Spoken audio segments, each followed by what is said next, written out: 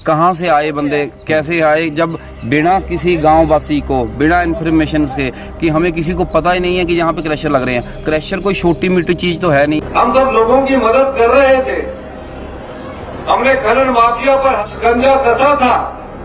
मैं जानता था खनन माफिया गिरोह भ्रष्टाचार में लिप्त अधिकारियों के साथ हमारे खिलाफ एक षड्यंत्र रच रहा है। माइनिंग माफिया के खिलाफ हमने एक आंदोलन छेड़ा। मैं जानता हूं कुछ माइनिंग माफिया हमारे खिलाफ हो गए, धन का प्रयोग करके सत्ता हथियाना चाहते हैं। हम आम आदमी से उठकर राजनीति करते हैं, सत्ता का मोह हमें नहीं होता। मुख्यमंत्री सुक्खू को भी अब खनन माफिया से डर लग रहा है। हो सकता है बेचारे डरे सहमे मुख्यमंत्री सुखविंदर सुक्खू खनन माफिया के विरुद्ध आपकी लड़ाई में कोई मदद ही कर दे। हमारी ये एनओसी बिल्कुल ही फर्जी है। जब हमने पूरे गांव में इन्वेस्टिगेशन किया कि ये जो एनओसी हैं, एक मेरे को बात नहीं समझ आती, एक एनओसी में हमारे 3-3 बंदे हैं जिनके डबल साइन है। एक एनओसी में कभी डबल साइन हो सकता है एक बंदे के परमिशन लेने के लिए? वो एनओसियां नहीं थी, वो एनओसियां थी कि एक जैसे आम इजलास होता है, किसी का लाल कार्ड कर बनना है, किसी का कौन सा कार्ड कर बनना है, एक आम इजलास में बकायदा साइन हो गए, उसके बाद लास्ट में स्टंप मार दी गई है, स्टोन क्रशर को जगह दे दी गई।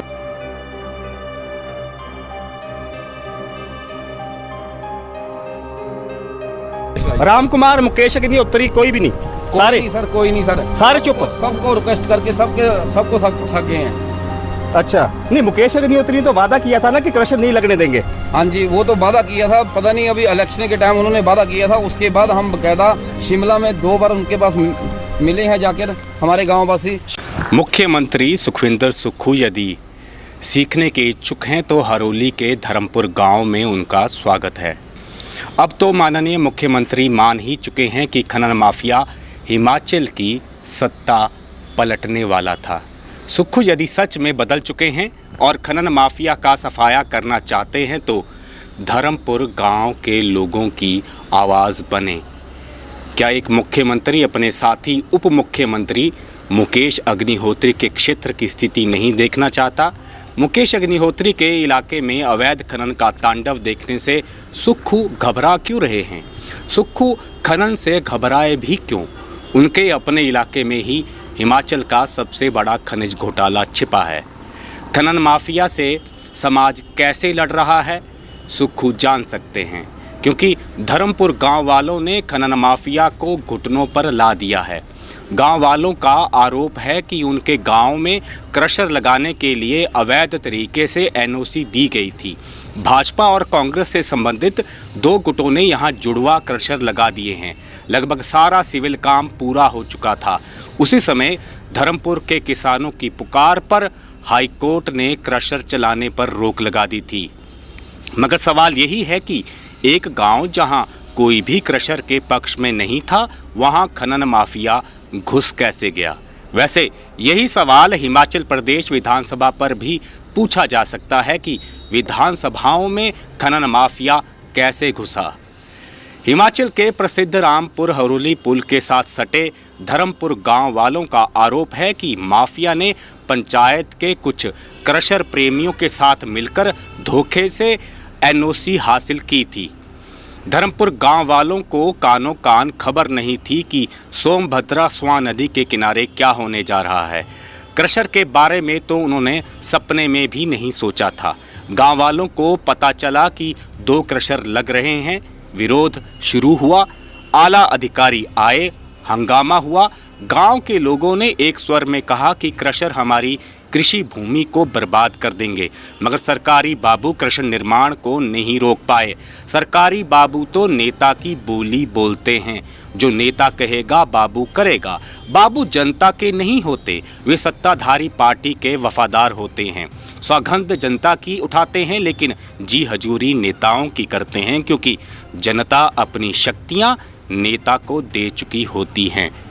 गांव वालों के पास अब एक ही रास्ता बचा था। उन्होंने पैसे जुटाए और हाईकोर्ट पहुंच गए। हाईकोर्ट ने गांव वालों के पक्ष में स्टे दे दिया, मगर स्टे के बाद भी निर्माण जारी रहा। धीरे धीरे क्रशर की सारी मशीनरी और निर्माण कार्य पूरा हो गया। अब तो बस मोटर का बटन ऑन करना बाकी है। इलाके की शांति भंग करते हुए क्रशर की आवाज़ें जनता की नींद हराम करने वाली हैं। लेकिन हाईकोर्ट के स्टे के चलते फिलहाल धर्मपुर के लोगों को राहत मिली हुई है, मगर खनन माफिया रुकने वाला नहीं है। वह हर हाल में इन क्रशरों को चालू करवा लेगा, क्योंकि नेता माफिया की जेब में जीता है और समाज गलतफहमी में। यह तो धर्मपुर के लोगों के संघर्ष की मोटी मोटी कहानी है। असल में खनन माफिया ने सरकारी बाबुओं के साथ मिलकर गाँव वासियों को हर प्रकार से प्रताड़ित किया है। ये हम ही जानते हैं, जो हमारे दिल जानता है कि हमारे परिवार तक इन्होंने कैसे डिस्टर्ब कर रखा है। 10-12 कनाल का नंबर है, वो पूरे जो मतलब लाती लैन पहुंचती। मैं पीजीआई दाखिल हो गया, इन्हीं मदद तम खाया तो गोया मैंने अटैक आ गया, मैंने स्टंट पे इन्हीं मगरे से इन्हीं तारा बात। स्थानीय किसान हेमराज के साथ तो बहुत बुरा किया। उसके खेत में बिजली के खंभे गाड़ दिए। वह विरोध करने पहुंचा तो इतना मानसिक उत्पीड़न हुआ कि उसे हार्ट अटैक आ गया। पीजीआई में स्टंट पड़े, जान पर बनाई, लेकिन उसका संघर्ष नहीं रुका। पीजीआई से छुट्टी मिलने के बाद वह फिर से खनन माफिया से लड़ने अपने खेतों में पहुंच गया। जो व्यक्ति क्रशर के विरोध में था, उसकी भूमि का ही इस्तेमाल क्रशर को बिजली पहुंचाने के लिए किया गया। गांव के ही किसान संतोख सिंह ने दावा किया है कि क्रशर वालों ने उसकी भूमि का अतिक्रमण किया है। गांव वाले कहते हैं कि धर्मपुर पंचायत ने जिन क्रशरों को एनओसी दी है, उसमें भी धांधली की गई। ग्राम सभा का कोरम पूरा करने के लिए 3 लोगों के डबल हस्ताक्षर लिए गए। पंचायत मेंबरों से भी नहीं पूछा और पूरे गांव को अंधेरे में रखकर षड्यंत्र के तहत क्रशर की एनओसी जारी कर दी। गांव की आबादी भी क्रशर साइट के नज़दीक है। पानी की एक रिग भी पास है। क्रशर में रोजाना लाखों लीटर भी ज़मीन से निकाला जाएगा। इससे भूमिगत जल का स्तर भी गिरेगा। धूल आसपास के खेतों की फसल बर्बाद कर देगी। ये क्रशर इस गाँव को पूरी तरह तबाह कर देंगे। किसानों को खेती से ही आमदनी होती है। ऐसे में चंद बाहरी लोगों के फ़ायदे के लिए हरोली के इस गांव को दांव पर लगा दिया गया। अब ऊना में हो रहे खनन पर दृष्टि डालते हैं। ऊना को जितनी रेत बजरी की आवश्यकता है, उससे कई गुना अधिक क्षमता के क्रशर लग चुके हैं और सैकड़ों जगह नदी, खड्ड, पहाड़ की खुदाई जारी है। आने वाले दिनों में ऊना जिला की लगभग प्रत्येक पंचायत में एक क्रशर लग चुका होगा। जब ऊना वालों की रेत बजरी की पूर्ति हो रही है, तो फिर धर्मपुर या पंडोगा या बड़ूही या बहडाला या कहीं और नए क्रशर लगाने की क्या ज़रूरत आन पड़ी है। मामला ऊना या हिमाचल के हित का नहीं है। असल में हिमाचल का खनन माफिया राज्य के हिस्से का रेत बाहरी राज्यों में बेचना चाहता है। पंजाब, चंडीगढ़, मोहाली, दिल्ली, एनसीआर में रेत की बहुत डिमांड है। राज्य से बाहर रेत बजरी के दाम भी कई गुना अधिक मिलते हैं। ऐसे में नेताओं को फंडिंग करने वाला खनन माफिया अपनी बम्पर कमाई देखेगा या देवभूमि के हित साधेगा। हिमाचल के भविष्य को दांव पर लगाकर ही रेत बजरी कारोबार किया जा सकता है। यदि कारोबार के केंद्र में हिमाचल हो तो ऐसा अंधाधुंध खनन नहीं हो सकता। यदि हरोली क्षेत्र की बात करें तो यहाँ की नदियाँ और पहाड़ियाँ जेसीबी और पोकलेन से कुरेदी जा रही हैं।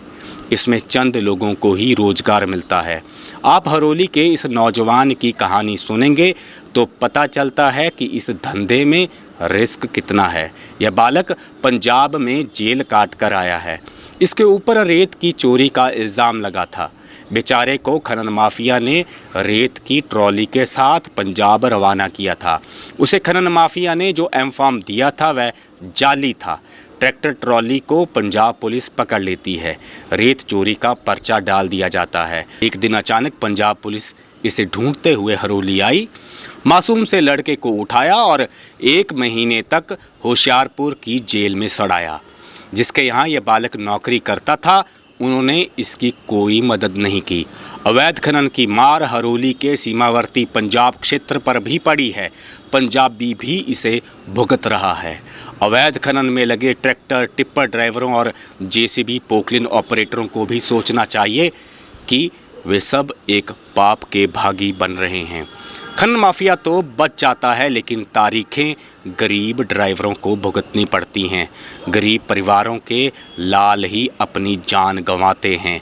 हिमाचल को जितना रेत बजरी चाहिए उसकी पूर्ति करने के लिए हमारे पास पर्याप्त क्रशर पहले से हैं। अगर सुक्खू सरकार अगले 4 साल के लिए भी हिमाचल से बाहर जाने वाली रेत बजरी पर रोक लगा दे तो पिछली बरसात में हुए नुकसान की भरपाई में बहुत बड़ी राहत मिलेगी। जब सभी क्रशर हिमाचल के पुनर्निर्माण में कार्य करेंगे तो रेत बजरी के मूल्यों में भी गिरावट आएगी। अनावश्यक क्रशर बंद हो जाएंगे। जो हिमाचल के हित देख क्रशर चलाएगा उसी को काम का मौका दिया जाना चाहिए। जिस क्रशर ऑपरेटर की प्राथमिकता में हिमाचल नहीं है उसे तत्काल प्रभाव से बंद करवा देना चाहिए। हमारी सड़कों, पुलों, खेतों और नदियों को राहत की सांस आएगी। सड़क हादसे कम होंगे। हिमाचल की जनता को घर बनाने के लिए सस्ती रेत बजरी मिलेगी। हाँ, इससे खनन माफिया और नेताओं को मिलने वाली काली कमाई में जरूर कटौती होगी। इसलिए खनन माफिया के हित समस्त हिमाचलियों के हित नहीं हैं। खनन माफिया के नुकसान में हिमाचली लोगों का फ़ायदा जरूर है। चंद लोगों के लालच के लिए पूरे हिमाचल को दंडित करना राजधर्म नहीं है। धर्मपुर के इन क्रशरों की एनओसी रद्द कर देनी चाहिए। धर्मपुर के किसानों पर पिछले दिनों एक आपदा पहले भी आई थी जब उनके ट्यूबवेलों की तार चोरी कर ली गई थी। क्या इन चोरियों का खनन माफिया से भी कोई संबंध था? क्या माफिया ने किसानों को परेशान किया था? इस गांव को एकजुट करने में पूर्व सैनिक दीपक ठाकुर का एक अहम योगदान है। इस फौजी और गांव वालों की लड़ाई हिमाचल के दोनों बड़े राजनीतिक दलों से संबंध रखने वाले खननकारियों से है। आज अगर कोई पूछे कि बताओ हरोली का कोई छोटा बड़ा नेता भी आपके साथ खड़ा है, क्या कोई नेता आपके संघर्ष को समर्थन देता है? हरोली के नेताओं का इन दोनों क्रशरों पर क्या स्टैंड है? तो गांव वाले एक ही उत्तर देंगे, चुप्पी।